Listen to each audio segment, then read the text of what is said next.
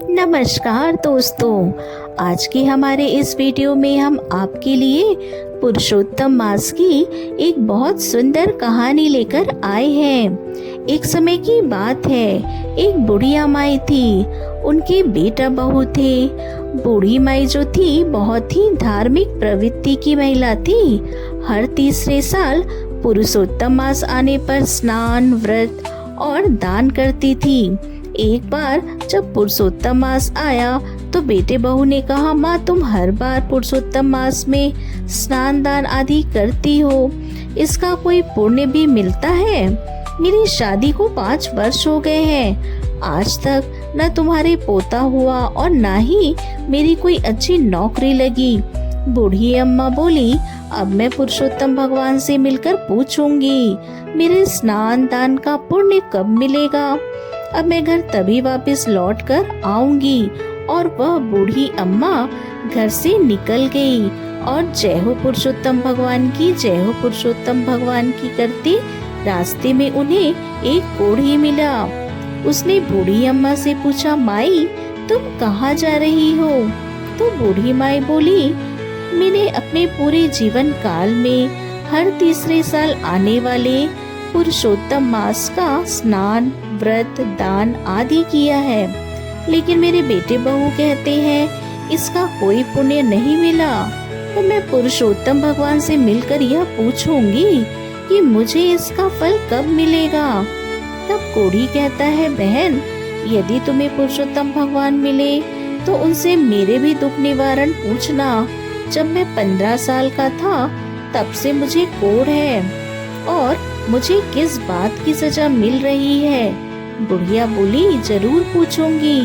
यह कहकर जय हो पुरुषोत्तम भगवान की, जय हो पुरुषोत्तम भगवान की कहती वह आगे चल पड़ी। आगे चलकर रास्ते में उसे एक कुम्हार पति पत्नी मिले।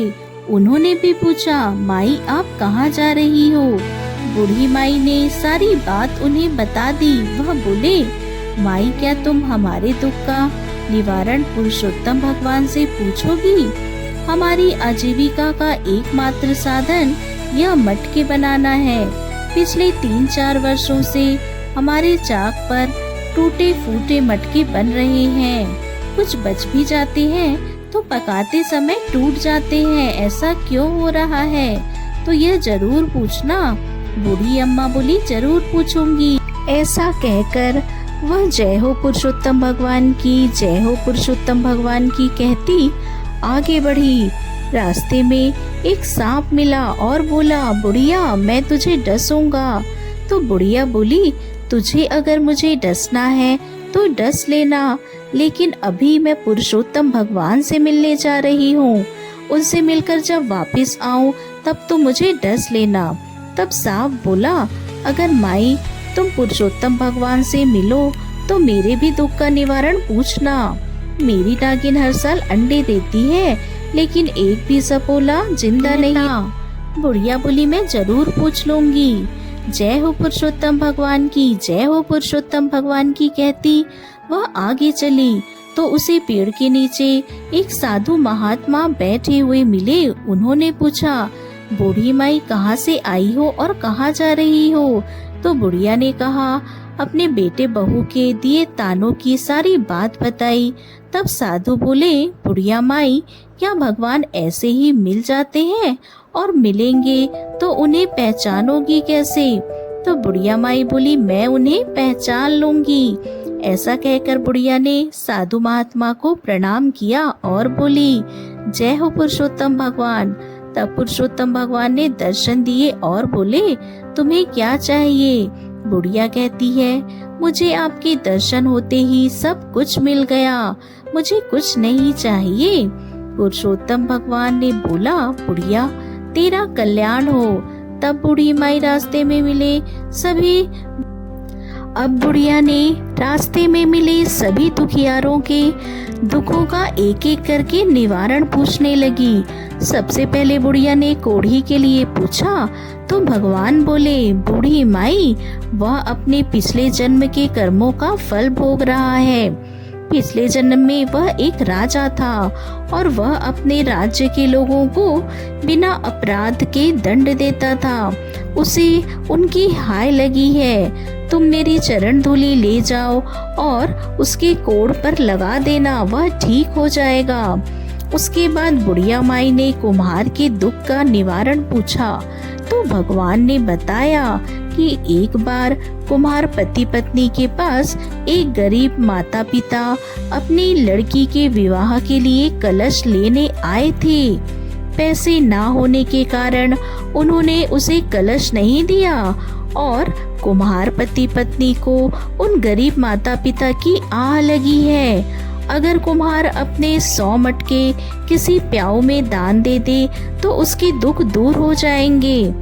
अब बुढ़िया माई ने नाग नागिन का पूछा तो भगवान बोले, नागिन ने एक बार गर्भवती स्त्री को डस लिया था, जिससे वह गर्भवती स्त्री अपने गर्भ में पल रहे बच्चे के साथ मर गई। उन्हें उस गर्भवती स्त्री की हाय लगी है। अगर वह नागिन अपनी अमृतमणि किसी गरीब को दे दे तो उन्हें बच्चा हो जाएगा। यह सुनकर बुढ़िया माई ने भगवान को प्रणाम किया तो भगवान पुरुषोत्तम अंतर ध्यान हो गए। अब माई ने भगवान के चरणों की धूली अपनी साड़ी के पल्लों में बांध ली। सबसे पहले सांप से मिली।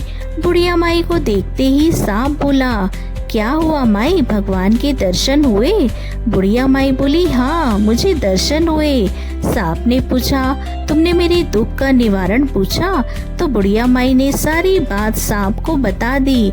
वह बोला, माई मैं कोई गरीब व्यक्ति कहाँ से लाऊंगा, मेरे पास कोई डर से आता ही नहीं, यह अमृतमणि तुम ही ले जाओ। सांप ने वह अमृतमणि बुढ़िया को दे दी और बुढ़िया घर की ओर चल पड़ी। उसे कुम्हार पति पत्नी मिले। उन्होंने पूछा, क्या तुम्हें भगवान के दर्शन हुए, हमारे दुख का निवारण पूछा? तो बुढ़िया ने कहा, मुझे भगवान के दर्शन हुए और मैंने तुम्हारे दुख का निवारण पूछ लिया है और सारी बात उन दोनों को बता दी। वह बोले, हम आज ही 100 मटके एक प्याऊ में दान कर देंगे। अब वह आगे चली तो वह कोढ़ी मिला। कोढ़ी ने बूढ़ी माई से पूछा, क्या हुआ बहन, भगवान मिले? तो बूढ़ी अम्मा बोली, हाँ मुझे भगवान के दर्शन हुए और मैंने तुम्हारे दुख का निवारण भी पूछ लिया। बुढ़िया माई ने कोढ़ी को सारी बात बता दी और कहा कि यह तुम्हारे पूर्व जन्म के कर्मों का फल है जो तुम भोग रहे हो। बुढ़िया ने भगवान के चरणों की धूली कोढ़ी के शरीर पर लगाई तो कोढ़ी ठीक हो गया। कोढ़ी ने बूढ़ी माई को खूब धन दौलत दी और खूब सारी धन दौलत और अमृतमणि लेकर जब बुढ़िया घर पहुंची तो देखा उसका घर एक सुंदर मकान में बदल गया है। घर में अन्न धन के भंडार भर गए हैं और बेटा बहू माँ को देखकर बहुत खुश हुए।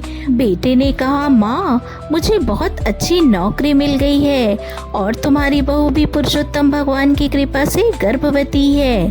बेटे बहू ने भगवान की धूली को अपने माथे से लगाया और सबने पुरुषोत्तम भगवान की जय जयकार करी। तो दोस्तों, कैसी लगी आपको आज की कहानी? अगर यह कहानी अच्छी लगी तो वीडियो को लाइक अवश्य कीजिएगा। ऐसी ही रोचक कहानियों के लिए चैनल को सब्सक्राइब अवश्य करें। फैमिली फ्रेंड्स के साथ शेयर करें। आपका बहुत बहुत धन्यवाद।